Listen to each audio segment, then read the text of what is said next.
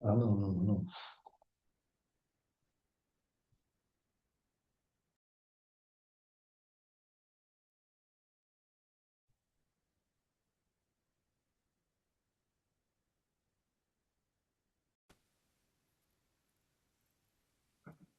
You may start, Laetitia. Okay. Okay. Good morning, good afternoon, good night to all of you. I mean, I want to give a special welcome to our panelists and to those in the audience. I mean, this is a new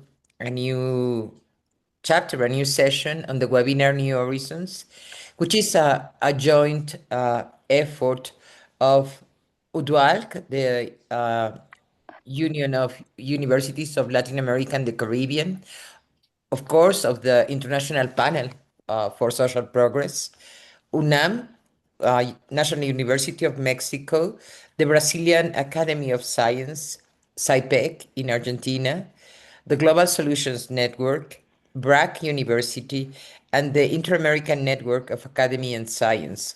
So this session that's called Beyond GDP Towards New Paradigm, as the rest of the webinar New Horizons tries to foster discussions on a new paradigm to move ahead of the current poly-crisis that we face as societies. So I give the floor to Dr. Mark Verby, who will be coordinating and chairing this session. Thank you very much, Mark. Thank you very much, Laetitia, for introducing this session on behalf of our Mexican and Latin American partners in this endeavor. So my name is Mark Lobe. I'll be moderating this session. Before I introduce the panelists, just one word of housekeeping. The audience can use captions, and you can select the language of your captions if you are more comfortable with other languages. Unfortunately, I cannot guarantee the quality of the captions in other languages, but that's at least a possibility at the bottom of your screen. You have this option. So let me introduce our panelists today.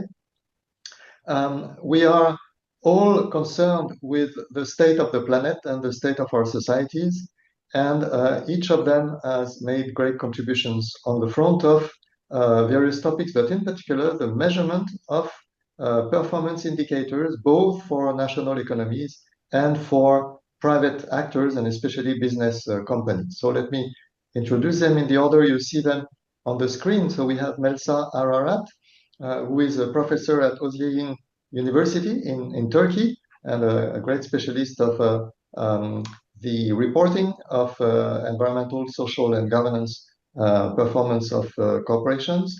We have Fabrice Murtin, who is the head of research at WISE, the WISE Center of OECD in Paris. We have Denis Nauer, who is the founder of the Global Solutions Initiative and a fellow of the International Network on, the Initiative on New Economic Thinking, and correct me if I'm wrong, at Oxford. We have Diane Coyle, who is a professor at Cambridge University. So let me just say a few words about the topic of this session today. As I said, we are in a polycrisis, and as Laetitia reminded us, and this has to do not just with structures of the economy or structures of political power, but also with the indicators we are using and the measures, the statistics that we are using to guide our decisions and to guide the decisions of our leaders. And we are living in societies and in economies which are still dominated by the nexus formed by GDP on the macroeconomic side and profit on the business company level. And this nexus has been hailed as promoting prosperity and promoting efficiency in the economy. And as you know, there are in the economic corpus, there are well-known famous results dating back to Adam Smith, according to which these pursuit of private interest and material prosperity can lead to really something that is the public good at the global level. So somehow private vice can produce public virtue. And this invisible hand paradigm, which is underlying this GDP profit nexus, if I may call it that way, we come to a time now where we can realize that this paradigm is deeply flawed. And it sounds like a paradox that private vice can produce public virtue. And indeed, the paradox is a paradox and is not really standing. Because what we see is that the pursuit of profit is leading to inequalities, is leading to externalities, and a lot of problems for the planet and for social cohesion. And the pursuit of GDP at the expense of, again, planetary health, and also disregarding the consequences for social cohesion has been deeply problematic. So we need to realize that the invisible hand paradigm was just a fraud, if I may say, was just wrong. And we need to realign the performance indicators and the objectives of the various agents, national governments, and corporations with a definition of public good, which is more consistent and can be formulated in a way that is both valid and rational at the collective level for nations or for the world, and at the organization level, at the business company level. So that's the challenge we are facing. This challenge is taken up by many initiatives, actually, and you've all heard about the Stiglitz and Fitoussi Commission and its report in 2009. And now we have, again, new initiatives, and in particular, at the UN, there is a high-level expert panel that is now working on producing landmark suggestions for evolution of the use of especially macroeconomic indicators in as many countries as possible. And so all these efforts are really taking place and can give us hope.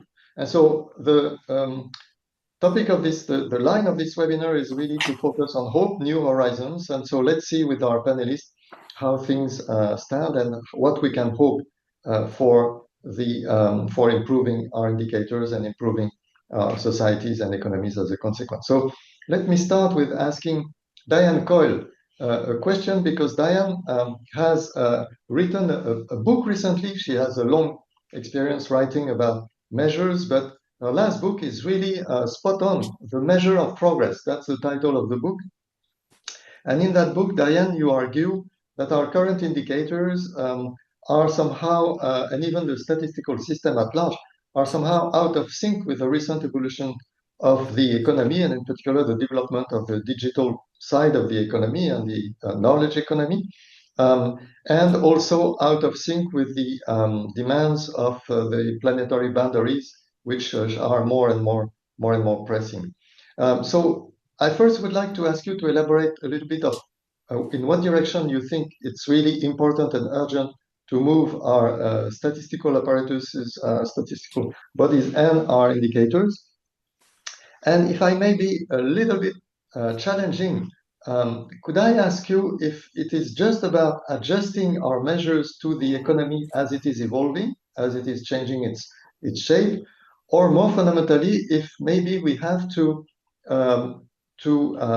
fundamentally reorient our measures, and because we may consider that the new developments of the economy are not really more promising than the old economy in terms of respecting the planet or promoting social cohesion. So is it just about adapting to the state of the economy, our measures, or is it about changing both our goals and the indicators that go with these goals? Well, Mark, thank you for the introduction and the invitation. Let me come to that bigger question at the end and just say a little bit to start with, first of all, about why I think the measures we have fail even on their own terms, because they haven't kept track of structural change in the economy. And then what I think we might measure instead, and then maybe I'll try at the end to say whether the change we need is incremental or more fundamental than that. So the first part is that the official statistics and the national accounts the GDP figures don't reflect the digitalization of the economy and the structural changes that have occurred since at least the 1990s. So we've seen tremendous changes enabled by digital technology. So, for example, outsourcing, the delayering of corporations, the construction of global supply chains, the introduction of platform models, the way that ecosystems have come to be more important in the supply side of the economy, the servitization models of manufacturing companies whereby they bundle services which are high value around the manufactured products that they make, the introduction of free goods we don't pay for as consumers with money, but we pay for with time and attention, the trends in open innovation and other activities outside the production boundary that don't get counted in the market, the importance of data. So just a long list of things that have not been tracked in the collection of statistics or the way that they are structured in official statistics and economic analysis. And so what this adds up to is that the kind of economy we have now is essentially invisible in the economic data. And there have been incremental changes in the latest revisions to the system of national accounts, but this is basically not serving the needs of people or policymakers and businesses making decisions that affect people. So, for example, there have been a lot of supply shocks, and we've opened our eyes to the importance of economic resilience in food supplies and component supplies. We had no idea about the bottlenecks that existed. Another example might be the introduction of automatic checkout machines in supermarkets. It will make the productivity of supermarkets look better. But what they're doing is substituting our unpaid labour for the paid labour of people who used to have the jobs doing that. So how do we interpret productivity figures when there are shifts across the production boundary of that kind? Or the market power of big digital companies. This was something that has been overlooked by competition authorities and governments for too long, until it may be very difficult to do anything to address those market power dynamics. But that kind of structure of change wasn't captured by the statistics. So there's a long agenda just of, even if you think about it in very conventional statistical terms, tracking better what's happening with the supply side of the economy so that policymakers can help develop economic resilience, tackle market power, and so on. So that's one half of my story. But the second half, and you alluded to this by talking about planetary boundaries, is that we know GDP measures anyway are insufficient to guide economic policy for the good of society. And the question is, what could we do instead? There have been various approaches in the literature and in policy up to now, but not really a consensus around what should we put in place of GDP. Lots of ideas, but no agreement, essentially. So I have two thoughts about this. One is that one framework that would command a consensus among economists and statisticians is comprehensive wealth. So quite well known. You're adding essentially a balance sheet to the profit and loss account of GDP, if you want to put it that way. The attraction of that is that when you're talking about assets, you introduce questions of sustainability and how long are those assets going to be able to provide services over time. And comprehensive wealth also adds breadth to the assets that we think about. So it adds human capital, which we ought to think about in terms of health as well as education. It adds social capital as well as natural capital. And so when I suggest this to economists, they say that's all very well in theory, but it won't work in practice. It's hard enough doing GDP figures. How do you think about assessing capital flows or capital stocks in comprehensive wealth? To which the answer is, well, GDP started out being impractical. You've got to put the work in. But more fundamentally, economists now accept that institutions and social capital are an important part of driving economic progress. It's not adequate, not acceptable to have a theory which you can't do any empirics around because you say the empirics too hard. So I do advocate continuing work on the comprehensive wealth and parallel comprehensive income agenda, which the Office for National Statistics is doing here in the UK. The alternative, and I think this speaks to digital technologies and AI, is to use time as the accounting framework. You can think about time as a productivity metric. You can do things faster that's more efficient, or you can deliver better quality services in time. And on the side of individuals and households, how we spend our time is just a fundamental human metric. We've got to spend it. You've got to use your 24 hours. You have work. You can think about the quality of paid work. Is it a good quality job or not? And you can think about the quality of the time that you spend in leisure and household activities. So technical change is very directly about time use. I think this is an interesting lens to try to think about as an alternative accounting framework for the economy. It's very human. It captures important social trends. I'm sure people know the story of the washing machine as one of the most important innovations because it freed up so much time in domestic labour. Again, there are questions of practicality. How do you collect these figures? But we solve problems like this. Just to end on your question, is this incremental or fundamental? I think it ends up for me being fundamental, that we are a little bit in the position of statisticians in the late 19th century who could observe that the Industrial Revolution had happened, but were still measuring agriculture. So I think there's a lot of work to do, and we're talking about non-incremental change fundamentally. Okay, thank you very much, Diane. I won't summarize what you said, but indeed you raised very important points about the things that remain invisible, that we are not really measuring yet. There is the planetary boundary and the comprehensive wealth tool to address the planetary boundaries. And there is this idea of using time. And you talked about time use, and there are indeed time use surveys. That is interesting. And it's intriguing. Maybe we can come back to that later in the discussion, or if other panelists want to address that. That's quite intriguing. So let me now turn to Fabrice. Fabrice, at the OECD, you've been involved personally in many lines of research, and you may describe also other lines if you wish.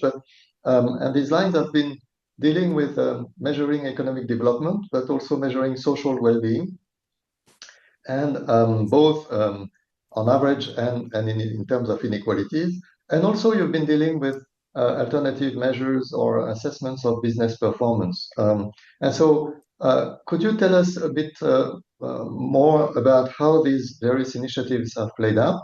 And if you have some examples to give about these alternative measures, that would be great. Thank you very much, Mark. Good day, everyone. I have prepared some slides which I think is convenient for the audience. So let me show them. You should be able to see them now. Yes. So I do not manage to move them. What's going on?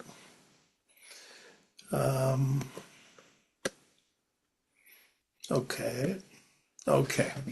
So I think that overall the OECD has made three important contributions in this agenda. The first one concerns beyond GDP. Beyond GDP has a long history and has involved many actors, but you were right, Mark, to emphasize the Stiglitz and Fitoussi Commission in 2009 as a landmark for the birth of this agenda.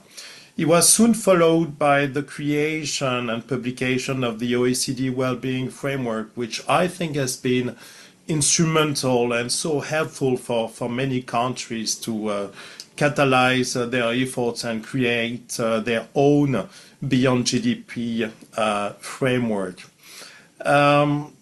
It was soon followed by another commission, the Stiglitz-Fitoussi-Durand Commission, and soon after my center, the Wellbeing, Inclusion, Sustainability, and Equal Opportunity Center was created at the OECD to gather all efforts around well-being. And at the moment, as you rightly pointed out, there is a lot of momentum going on at the United Nations through, for instance, this high-level expert group on beyond GDP.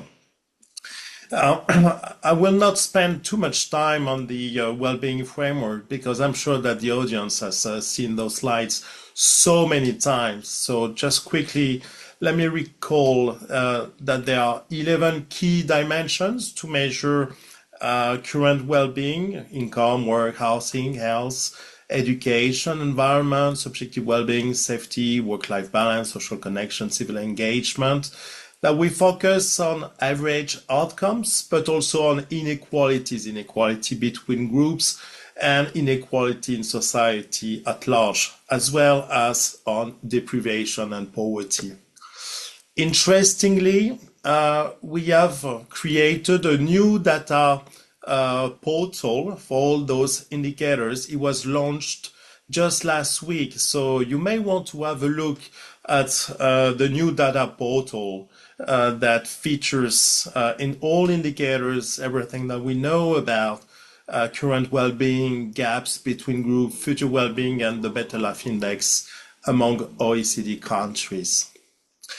I think that a measure of success of the OECD well-being framework has been the number of countries, of OECD countries and non-OECD countries, that have taken up this agenda and created their own national well-being beyond GDP framework. Now, 2/3 of OECD countries have developed their well-being framework. And I mean, it's not only about measuring outcomes, it's also about using those metrics for better policy making. And we have seen several types of policy initiatives using well-being metrics extensively. Budgeting, for instance, or strategic planning, or evaluation tools, or embedding mechanisms. You can find a summary of those policy usage of well-being metrics on the knowledge exchange platform that was launched recently by the WISE Center. A second area where I think we have made an important contribution is social progress and social progress metric. Here, I think that an important paper is the one that we have co-authored together, Mark, together with Romina Boarini, my director, and Paul Schreier, the former OECD chief statistician. So in a nutshell, this is a welfare metric that aggregates important well-being outcomes, namely household income, unemployment, life expectancy, and inequality. But the weights that are being used for each of those outcomes reflect people preferences. And this is where we really differentiate ourselves with respect to a Human Development Index, for instance. After a bit of look back, I think that there are two important insights in this paper. First of all, aggregate outcomes like average household income is more important than individual income in driving individual well-being, and the same holds true for the aggregate unemployment rate in the country. It's more important than the individual factor, and that's, I think, is an important finding. Secondly, the so-called shadow price is the exchange rate between the various outcomes is very interesting. We found that 1 percentage point of unemployment was worth 2% of household income, and 1 year of life expectancy was equivalent in welfare terms to 6% of income. And looking back into history over the entire 20th century, progress in health has been as important as economic growth. So at the moment, I'm trying to extend this work with the help of European Commission funding and look at the role of redistribution and tax benefit system for this kind of welfare metrics. I call this agenda social welfare and the welfare state. And actually, we find a very interesting finding. We have a very interesting finding, namely that people well-being really increased with the share of transfers of benefits given by the states. It decreases with the amount of taxes that are taken away from them. But there is a very important interaction effect between the tax rate and the trust, the confidence, the governance quality that people perceive vis-à-vis the state. So in countries where there is high trust, actually the impact of the tax burden becomes positive. It's no longer negative. So a bigger welfare state actually is improving subjective well-being of people. And this is the contrary in countries with low trust.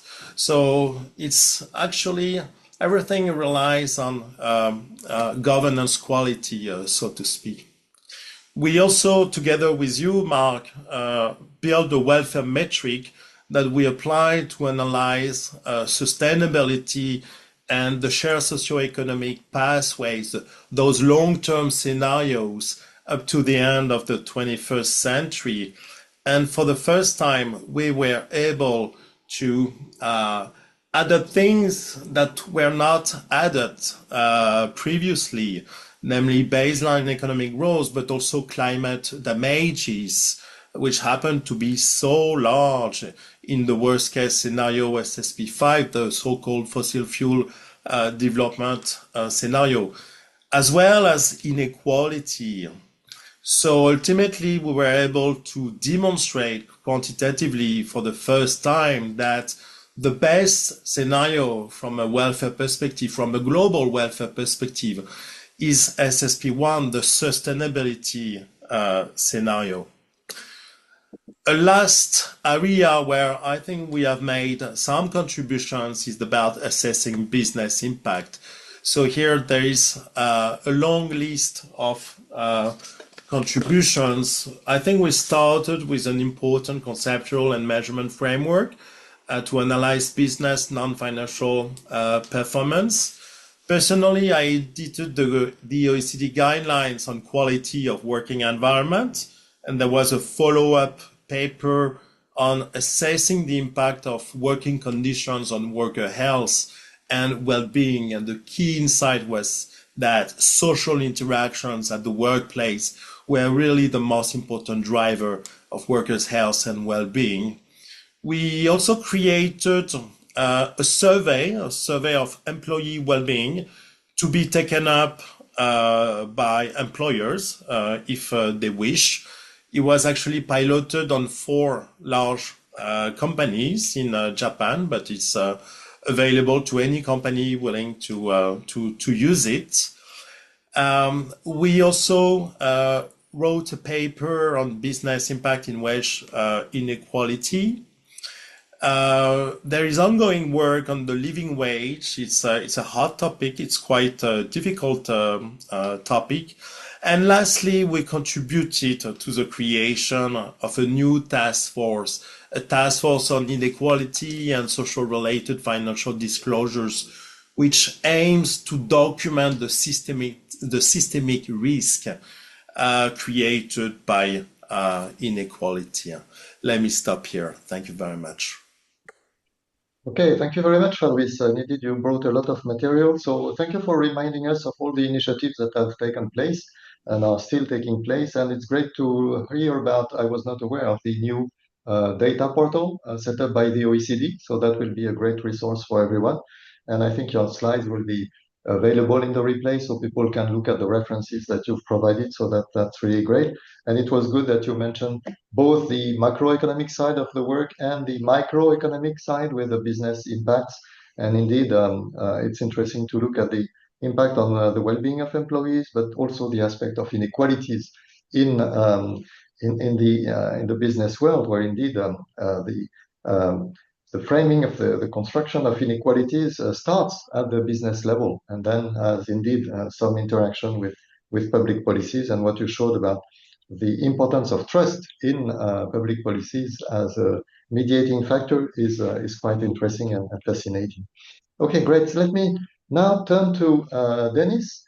Denis, you have been one of the initiators, actually, of an alternative framework, what you call the SAGE compass. SAGE it's interesting because SAGE is the French word for wise, and Fabrice being from the Wise Center, there is a nice coincidence.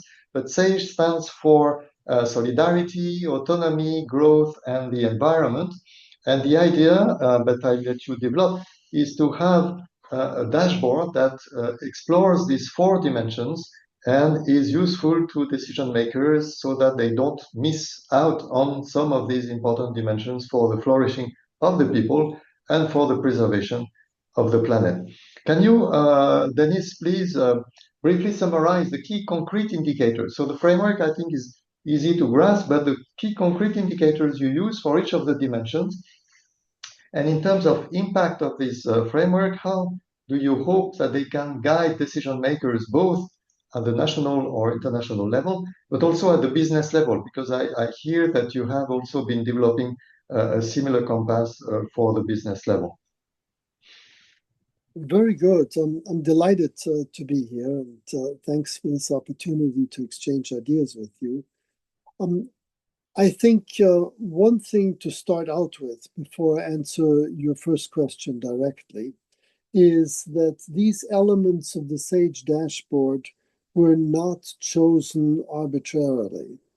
If one thinks in evolutionary terms, what is responsible for the evolutionary success of human beings, and also, very importantly, for their thriving within their environment, then 2 things really stand out in this literature. One is most of our challenges that we face in life are collective challenges, things that we cannot do on our own.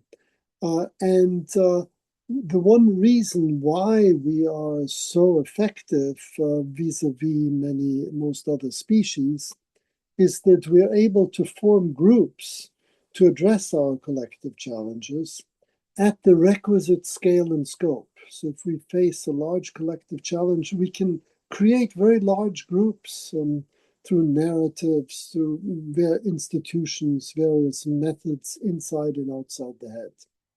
And the other really important capacity that we have is capacity for niche construction.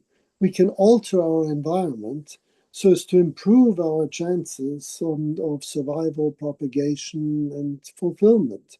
And that is an exercise of agency.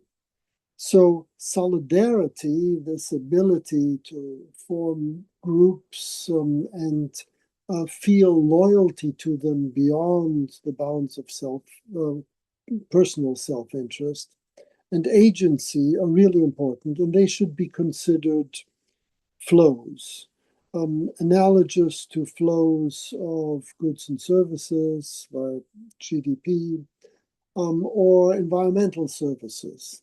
And corresponding to each of these flows are, of course, stocks, social capital, capabilities, human capital and physical capital for the G component, and environmental capital. Now, it's early in measuring these things, but on average, nowadays in cognitive science, people believe you can keep 4 measures in your head at the same time.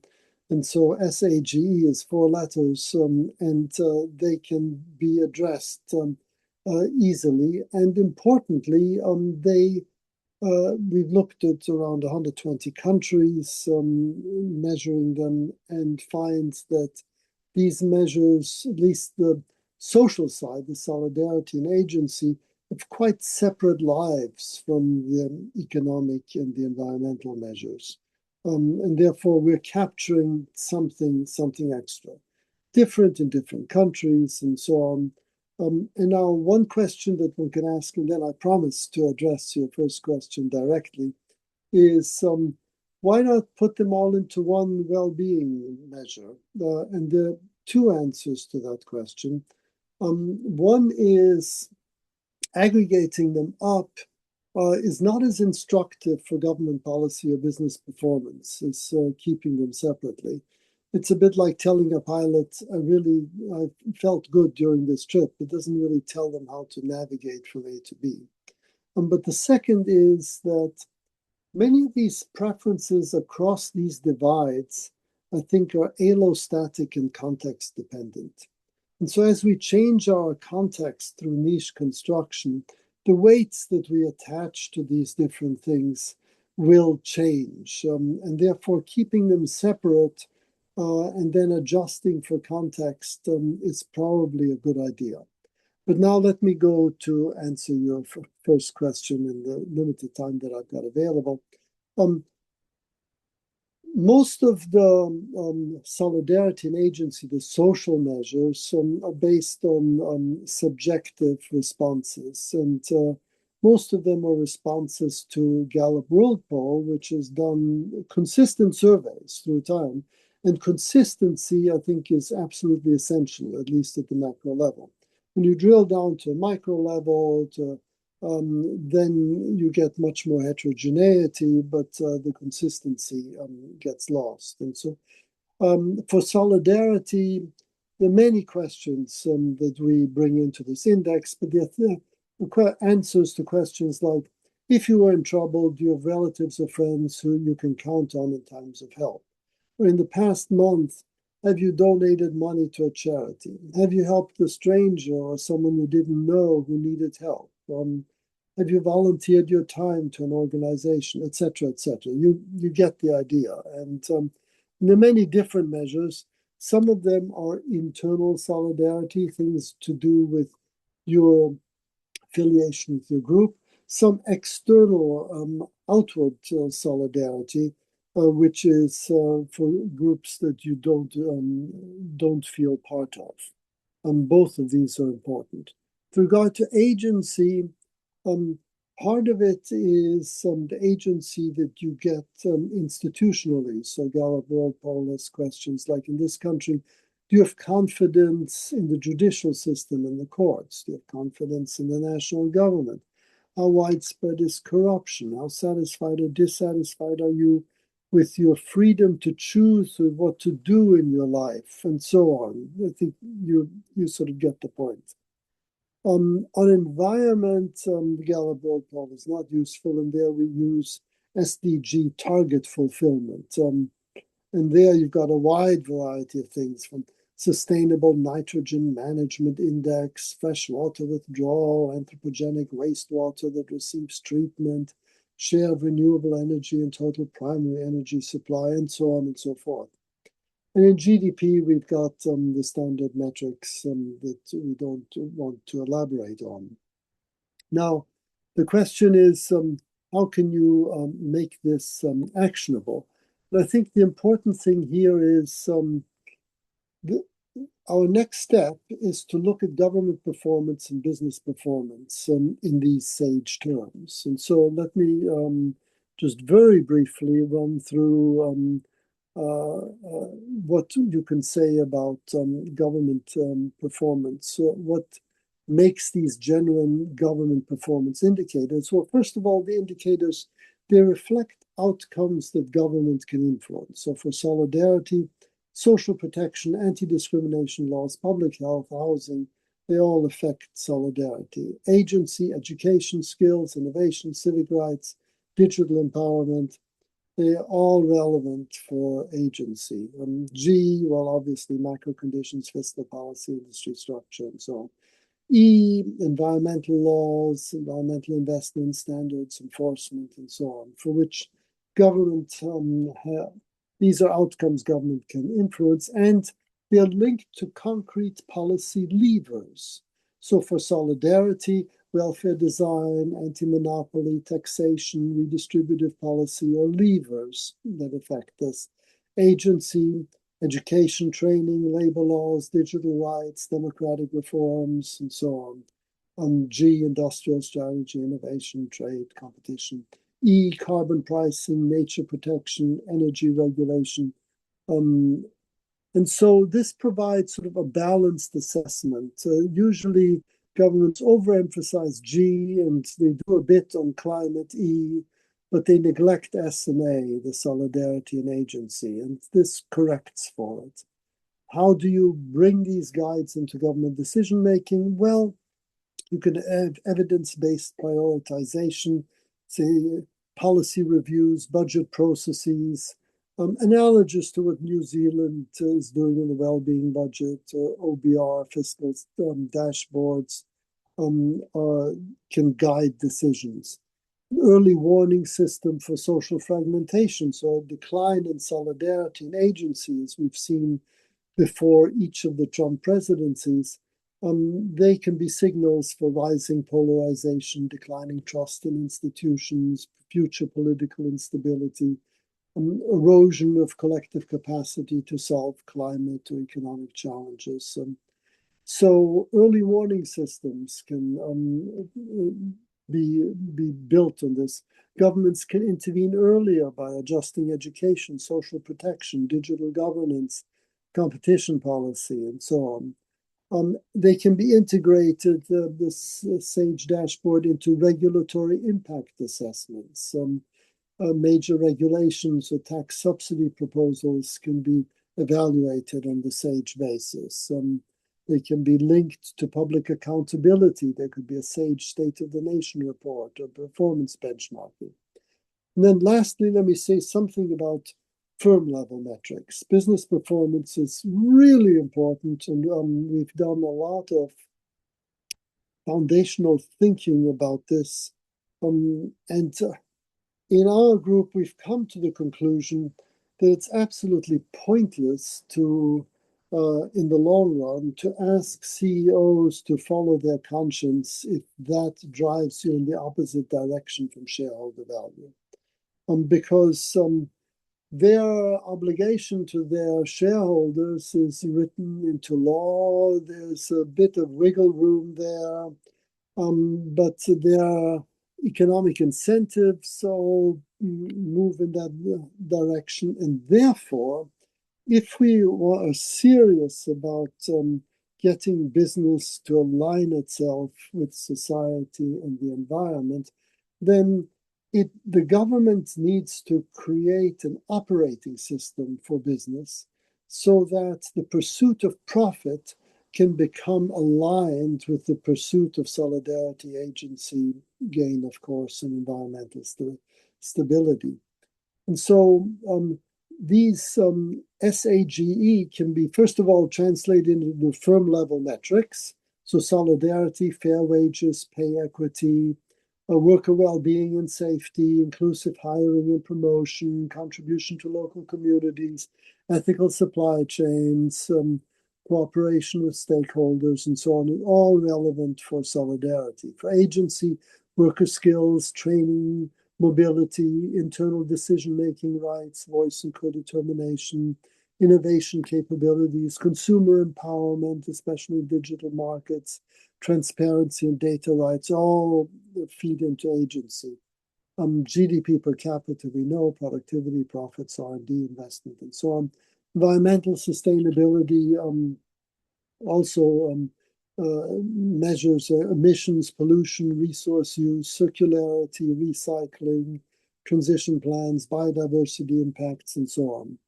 So the big question is now, how does government change the operating system so that business gets aligned with society and the environment? And there are a wide variety of government policy instruments that can be used for this purpose, but in the public debate, this has not been highlighted. Let me just run through them very quickly. There are taxes and subsidies. They can reward firms that promote SAG and E, tax credits for firms that improve worker agency and training, subsidies for adopting green technologies, payroll tax reductions for narrowing wage dispersion, and so on and so forth. I mean, I think it's pretty obvious that there are loads of instruments. Then there are government targets and regulations. So one could mandate or encourage minimum levels of worker voice, pay equity, climate disclosure, transition plans, digital consumer empowerment and data rights. there could be targets and regulations for minimum levels of these things. Board responsibility for social and environmental outcomes defined in terms of S, A, and E. Government procurement conditions, really important. Often 15 to 20% of GDP, so it's a powerful lever. And they could require SAGE performance for eligibility, for scoring, for contract renewal, and so on. So a minimum E-score for government suppliers, some requirements for training and worker agency and public contracts, and so forth. So you can create a market for SAGE performance. License to operate can be used, especially in highly regulated sectors, digital, energy, finance, mining. SAGE Performance Index can become part of licensing criteria. So there are loads of ways in which government can affect the operating system. And the main point here is, yes, we're developing SAGE indices for business. But the important thing is the idea that the government should think much more about how to change the operating system by providing incentives, by establishing accountability, by competition on high SAGE performance firms, innovation along these lines, and so on. And so the big picture, therefore, is to sort of recouple governments, markets, and society to align with human well-being along the SAGE dashboard. That's my pitch. Yeah. Okay, thank you very much, Denis, and thank you for digging into the detail of some of these concrete measures. I think that was very useful to illustrate how it can be really implemented. And what you said about the responsibility of governments to organize the framework for business companies to align their objectives with the public good is something on which we can come back later. Indeed, it's something that we are also trying to build a movement around from here, and IPSP is quite active on this. So this is really really interesting.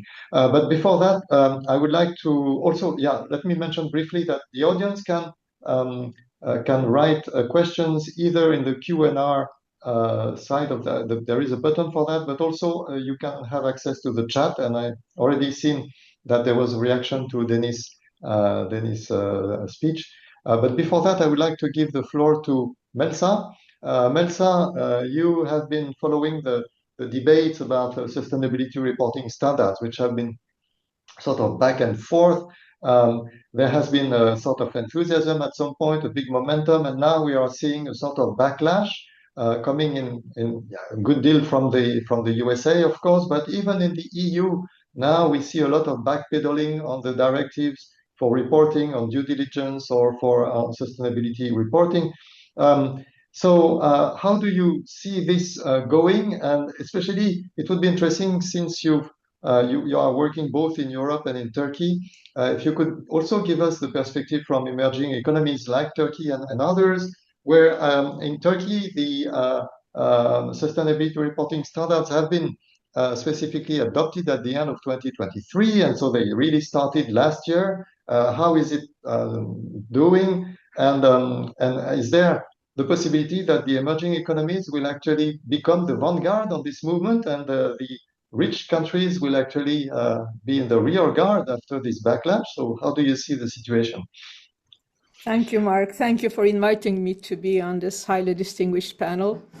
Well, there are two things we're talking about. One is obviously the reporting standards, which are enforced by the government, so mandatory reporting on sustainability. And the other one is the ESG ratings, which are promoted by companies, commercial companies, for the use of the investors.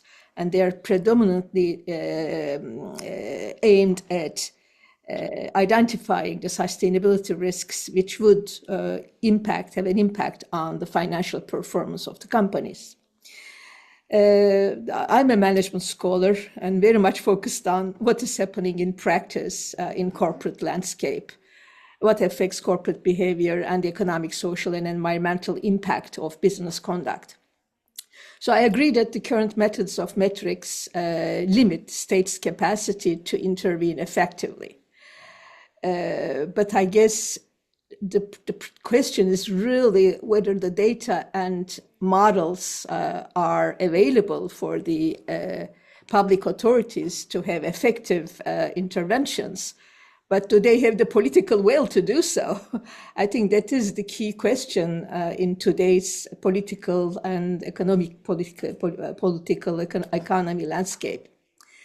When it comes to indices, I'm also not fond of composite indices and aggregate measures, as Dennis rightly mentioned, and I'm really, really happy that he touched upon that, because these aggregate measures provide little insight into the cause and effect relationships in the phenomena that one is investigating. And what's even more important is that there are unintended consequences that are usually not captured in those measurements. Of course, corporate social responsibility has been an important contender in this conversation, because the trust in government's capability and the political will to govern for the benefit of the society is eroded globally, everywhere.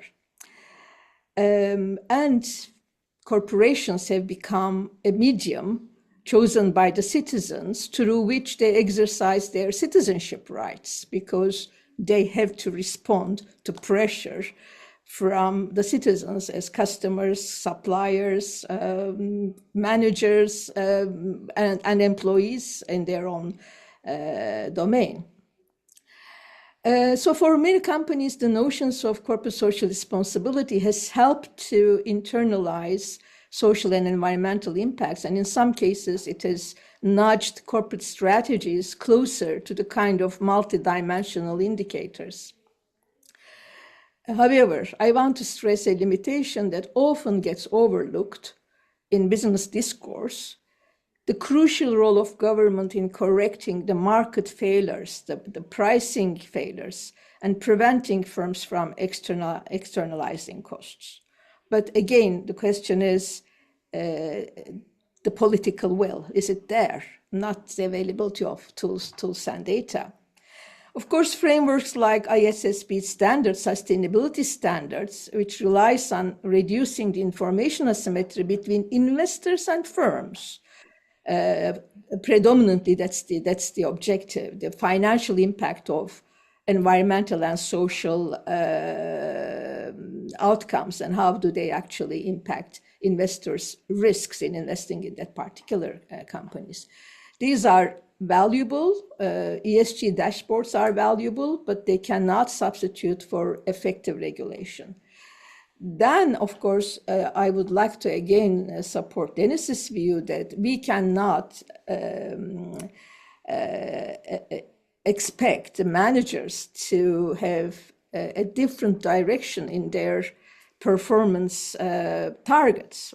Shareholder primacy, it's not actually written in law anywhere in the world, but it's an ideology, and the markets are organized around this ideology, and it's very difficult to change that, because it's also implicitly embedded into the legal framework one way or the other, and the way the markets function.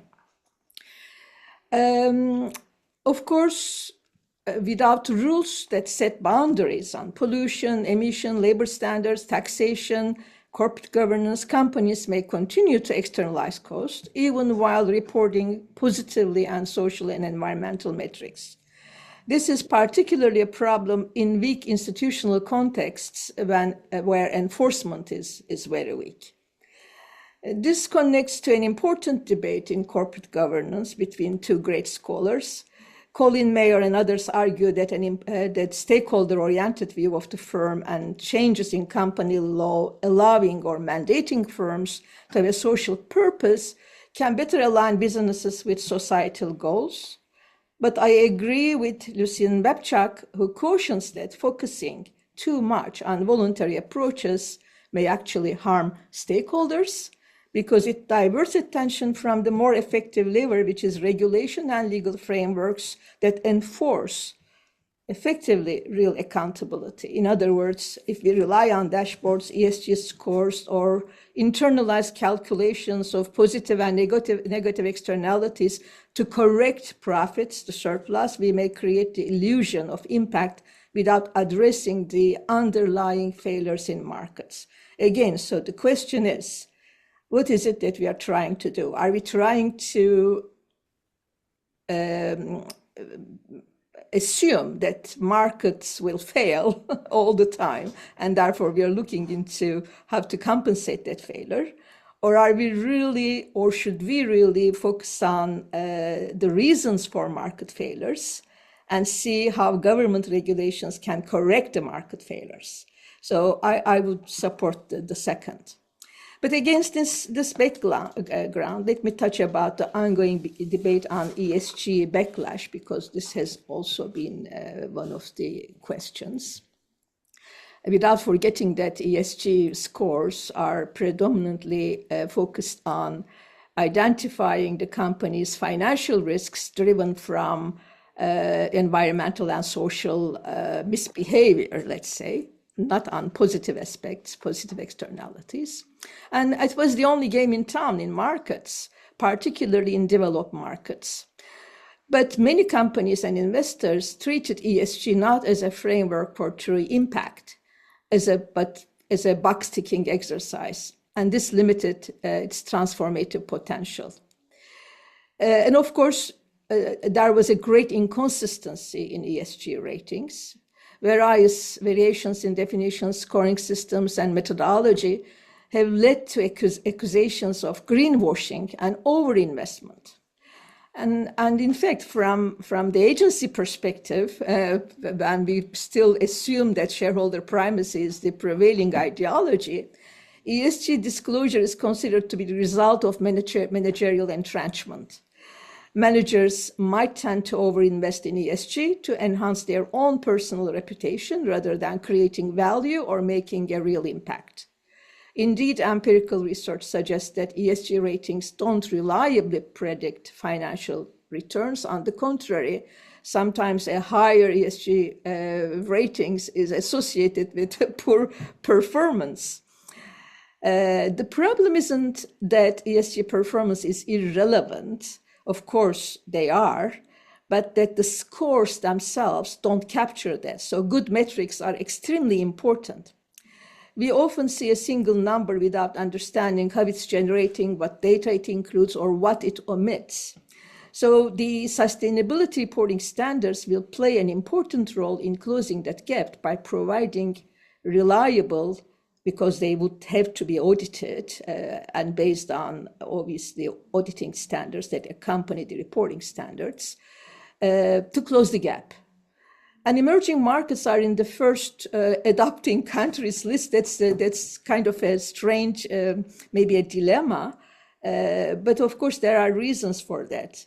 And that's obviously the primary reason is to attract investments, to start with. The second one is that because the institutional frameworks are rather weak and underdeveloped in those countries, it's easy to adopt new standards which are not linked to existing reporting standards or reporting legal frameworks. So one is a kind of a desire to attract investments, and the other is that it's easier for them to adopt new standards. What I think is that in the US, the asset managers are, as you know, are withdrawing from public climate commitments and other ESG initiatives. Some of them no longer use the term sustainability or the acronyms associated with it. The number of new funds which describe themselves as ESG has fallen dramatically since 2022, and the flows of funds to some sustainability products have slowed down. And this trouble is driven by a combination of factors, but to start, the first one is the intense political and legal pressure and financial performance concerns that follows, and significant regulatory burdens. So US asset managers are caught between their sustainability commitments and the risk of litigation for acting in concert with the ERSA framework or violating their fiduciary duties attention that the asset managers are very much familiar with. So the backlash is often viewed as a US phenomenon, but it has ripple effects, of course, on other markets, although the channels differ between developed and emerging economies. It seems like the main target of the ESG backlash is a coordinated exit or divestments from fossil fuels via industrial alliances. So that was the main targets. And the evidence is very clear. Support for climate-related shareholder proposals among major US asset managers dropped to 15% in 2025, and it was 59% in 2021. So you see the link between the politics and the markets and the companies. Yet we have a tangible change in public engagement. Data suggests that internal integration of social and environmental matters, risk management, and sustainability reporting aligned with TCFD recommendations remain very strong at the corporate landscape. So that there is a decoupling of what's happening in real life in companies and what's happening in the financial markets. So even in the US, where the backlash is most important, only 6% of US firms have made significant changes to their sustainability approach in response to the backlash. Companies may just decide to be quiet on their sustainability efforts without any significant change in their operational policies. For example, in 2024, 49% of companies issued press releases with their sustainability reports, down from 75% in 2021. And this may be because they're taking less action on sustainability. That's one way to explain it. But alternatively, they may wish to draw less attention from the politicians. And companies may also appear to be quiet if they are making environmental and social performance a core part of their operations. And I think that's what's happening: procurement, finance, and operations, rather than signaling to financiers. In emerging markets, of course, equity finance is secondary to debt finance. So what's happening in the ESG world and in markets is probably relevant to emerging markets. Public flotation rates are low. Controlling shareholders, often families, tend to have a longer-term perspective, and they care deeply about their reputation and their legitimacy. And this makes them more responsive to social demands, society's demands, than what the investors want, because investors are not there, institutional investors. So let's look at Turkey as an example. You mentioned Turkey. Turkey has the highest number of, for example, women empowerment principle signatories and the Global Compact participation around the world, adjusted with, of course, GDP, as well as highest number of companies as a percentage of the total listed companies invited to disclosing to CDP their emissions and their strategies to deal with the climate change. Despite the local political pressures moving in the opposite direction, especially in the women empowerment and gender equality. And the pressure does not come from the markets or the shareholders who have fled Turkey some years ago. Even when they were the largest holder of the trader shares, their investments were passive through ETFs and focused only on a small number of companies. But the pressure is from the civil society and banks, development banks, backed by syndicated loans. So development finance institutions play a very critical role in this ecosystem. As a result, we see that the social and environmental concerns are embedded into corporate policies without any political and legal pressures, but through pressure from the society and the employees, to mention the list. I guess there are two, when we consider what is going to change the shareholder primacy ideology that Dennis has referred to, and I think that's very difficult to change it, there are maybe two levers to change that. One is, of course, whether the shareholders will adopt a stakeholder-friendly attitude, as we have seen in the past with BlackRock and Vanguard and State Street, which are now, of course, not vocal about this, but I can't believe that they have let go the risks associated with failure in this area. So I think this will continue. And the second thing is that we have a change in investor preferences, and we have more younger generation becoming investors thanks to the digitalization and availability of means for individuals, the citizens, to become shareholders in the companies. So I think that is another important factor that may change how investors will look into the shareholder primacy and whether their focus will be purely on profit or whether they would be looking into other considerations as well. And I think I'll stop here.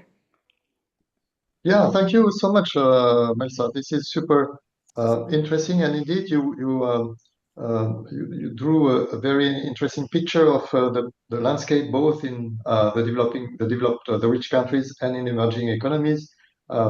This is really super relevant, and we can draw some optimism from what you said. The fact that there is this deep trend that is still there, and it's particularly interesting that you mentioned the various forces that push to keep that trend alive. Civil society, the banks, the employees, the new investors, the new generation. So this is quite interesting. But you also emphasize, just like Dennis did, the importance of public policy and setting the policy and regulatory framework right so that the failures of the market left on its own can be addressed, and that the firms can have the right incentives, because pure voluntary schemes don't really have hold any promise. So that's quite convincing. We don't have much time left, and I would like to again encourage the audience to ask questions in the chat or in the Q&A if they wish. Let me share a couple of reactions to what you said, all of you, and see if you would like to react in turn. There is the important question of whether we need to look for alternative synthetic indicators or whether dashboards may suffice. And Denis addressed that issue, and I fully agree with him that we cannot just have one number for every decision maker. They need to know what are the dimensions that are mattering and that are changing in the various aspects that they may consider. But at the same time, there is the risk of having multiple indicators. So if we listen to Denis, for instance, there were so many indicators, then the question is, how do you make a summary of all of that? And you need to have some method to put weights on these various things, even within a dimension, like in the SAGE compass, within a dimension, you need to have some way of summarizing. And this is especially poignant for the business companies, because if they are allowed to keep their extra financial reporting totally on the side, of course, they will keep their key number, which will be some return or something like that, the profitability of the firm, as the key indicator of performance and the main compass, even if they have to write an appendix to their reports that deals with ESG considerations, right? So there is a need of integrating things for the right incentives to put the relative weights in place on the various dimensions, the financial and the extra financial. And something similar is probably relevant at the macro level. So Fabrice was kind enough to mention the joint work we've done, where we essentially corrected income with additional factors, taking account of non-market dimensions of life.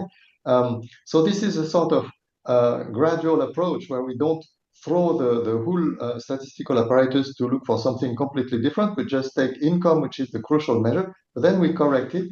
And similarly, for business companies, we could imagine trying to integrate financial returns with some additional corrections that would take account of the other aspects.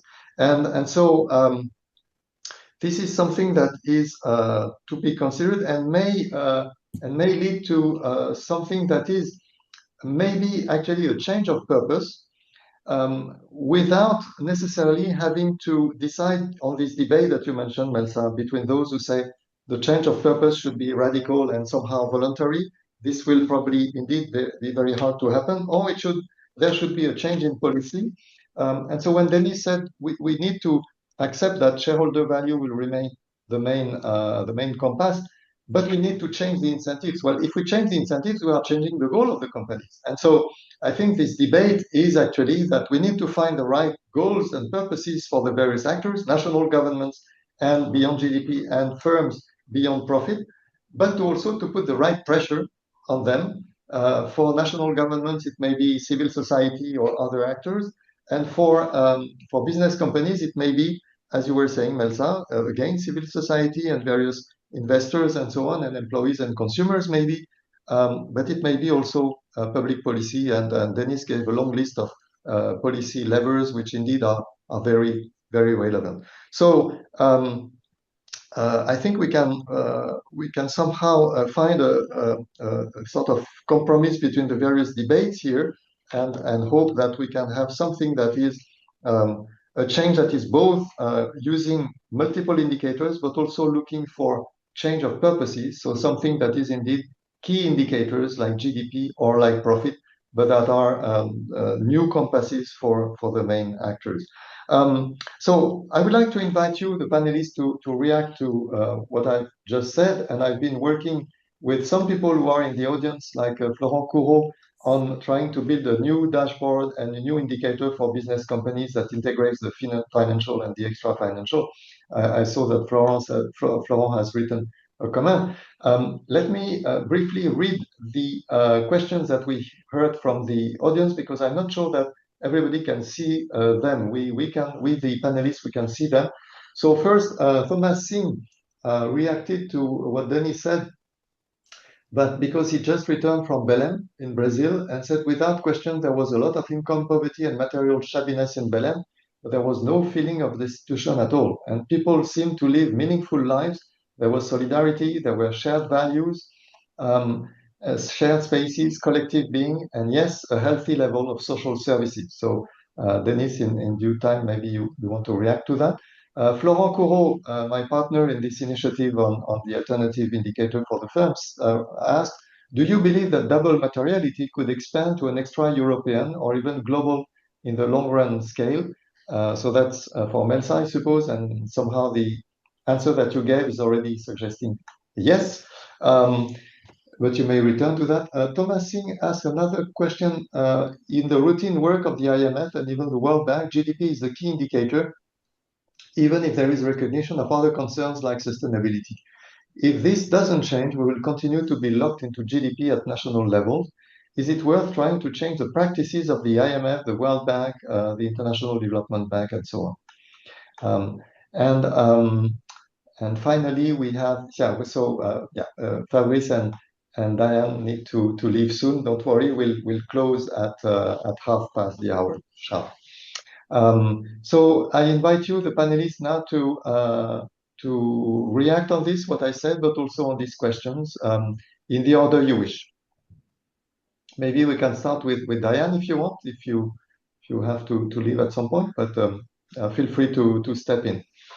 We have about 15 minutes left. So I'll be very brief. Thank you, everybody, for the really interesting contributions. I think it's a sort of false dilemma to say we need to choose between a dashboard and a single indicator. And in practice, we know that we're going to have GDP or some variant on GDP as that single indicator. I don't think it will change very quickly.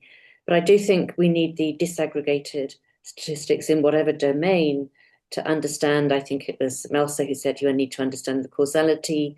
And so why force ourselves to make a false choice when we don't have to? Of course, it becomes more complicated. And of course, policymakers, at least implicitly, put weight on different indicators when they make yes or no choices about different policies. But I don't think we should be thinking that depriving ourselves of the information is the way to go. So that's a very brief reaction to what you said, Mark. Yeah, thank you, Diane. And indeed, I really agree with what I was trying to say. Indeed, we cannot have just one number. We need the dashboard, but the dashboard may not be enough because they will end up having one direction of choice. And this is like choosing a particular indicator. Okay, who else would like to? I can follow up, Mark, Yeah. if you allow me to. I fully agree with what Diane has just said. Perhaps to complement a bit, I think that various indicators have different purposes. Aggregate macro indicators are very important for communication. But if you enter into deep policy analysis, you want the micro data, you want to have the joint distribution of well-being outcomes. If you want to understand the valuation of social and environmental externalities, you need to take into account the profile of people that are affected by the externalities, because their preferences may differ. The valuation of the externalities may depend on who they are, where they live, what are their capabilities, and so on. And there is a second very important aspect, is that inequality and deprivation tend to add up and accumulate across well-being domains. When you are low skill, you tend to have low income, poor health, living poor housing, and so on and so forth. So what you want to have ultimately as policymaker is a joint distribution of those various well-being outcomes in order to identify the households with a very deep needs, those that are multidimensionally poor. And here I want to refer to what New Zealand is doing. New Zealand is perhaps the well-being champion in the planet. Importantly, they have an integrated data infrastructure with a linkage of all administrative data pertaining to income and work, benefits, health, housing, and police. So they are able to track and identify those very few households with very deep needs for which the usual tax and transfer system does not work, because their needs are so deep. And they complement this identification process with the help of local social workers, so they get feedback about what works on the ground. So that will be my point. And I'm very sorry, Mark, because I need to leave in 3 minutes to be at kindergarten to pick up my baby. That's my horizon. Yes, the father's duty is sacred. So thanks a lot, Fabrice. And I would like to retain three main points that you made, which are quite important. Indeed, we should take account of the preferences of the populations and the value, the importance they put on various dimensions. But we should also take account of inequalities and the correlation between the dimensions. And for that, we need special statistical apparatuses, indeed, like integrated surveys or integration of administrative data. So that's super important. Then Denise, Melsa, who else would like to give the concluding words between you? Gentlemen's first. Okay. Well, in which case, very quickly, since we have found, given the admittedly very imperfect data that we have, that solidarity and agency do not move in lockstep in most countries. It's not surprising at all that in Belém you should have found strong solidarity with the very different living standards that you have in the West. So that is not at all hard. But suppose we were able to tell, as we've heard from Diane, GDP is a very imperfect statistic. But if we are able to have reporting on the progress of countries' performance, not only in terms of GDP growth, but also how its solidarity is done, agency and environment, a public that is told that GDP has grown at a good rate, but you've sacrificed a lot of solidarity and agency in Ukraine, that provides a completely different set of signals for voters. So I think that would be important. your point that you do need an aggregate statistic for business, Mark, I think that is absolutely right, because unlike human beings who need to keep a state of balance, balancing their social needs and their material needs and environmental needs, business needs to have some metric on which to make straightforward decisions. And therefore, finding some way of aggregating these decisions is important.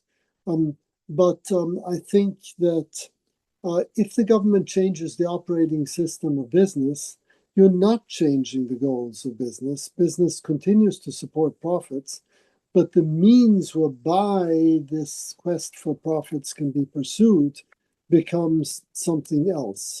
It requires different actions on the part of business. And that, I think, is sort of the main point.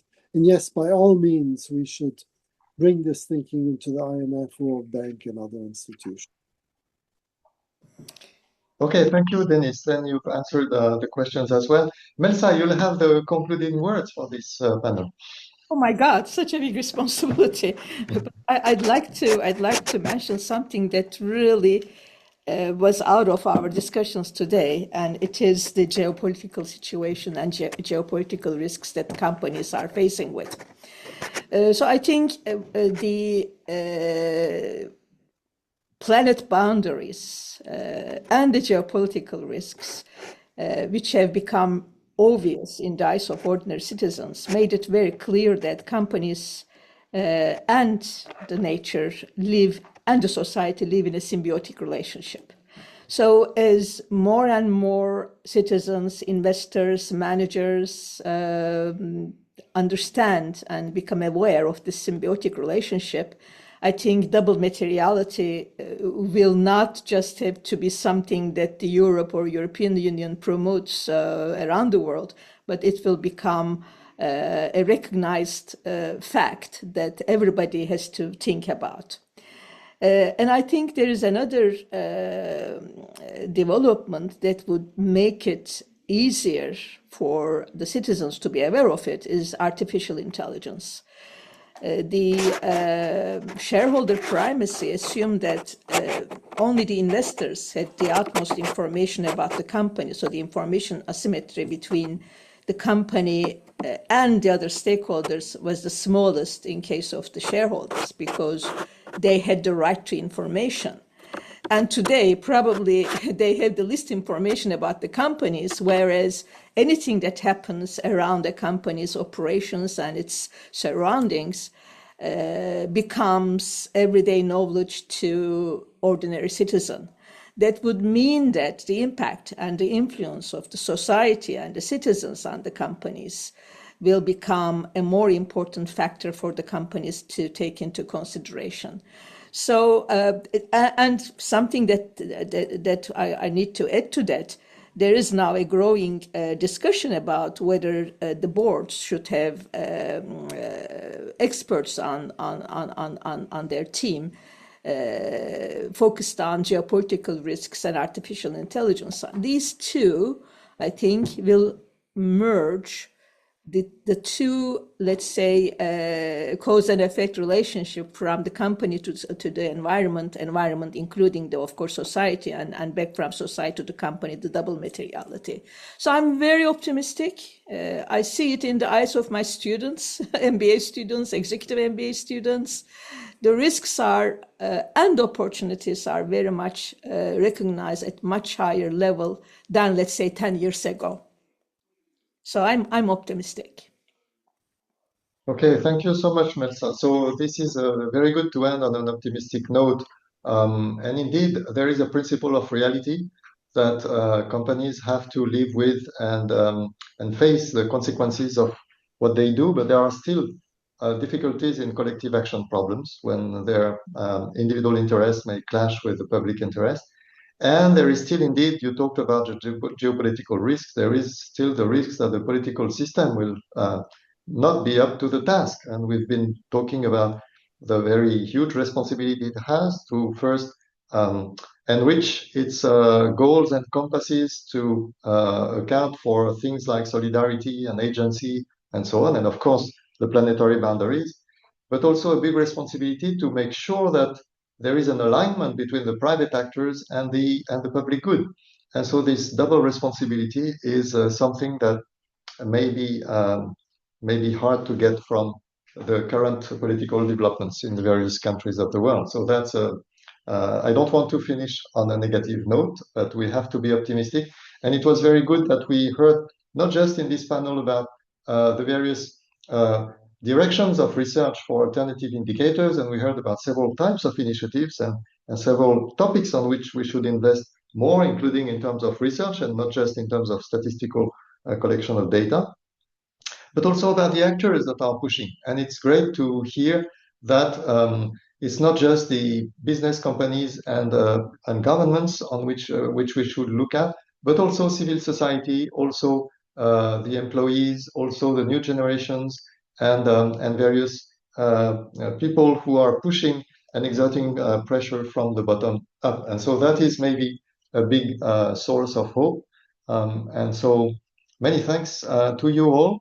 Let's close the session here, and we'll have another, the next session will be on December 11, and we'll deal with the responsibility of universities in the current poly crisis. Thank you so much.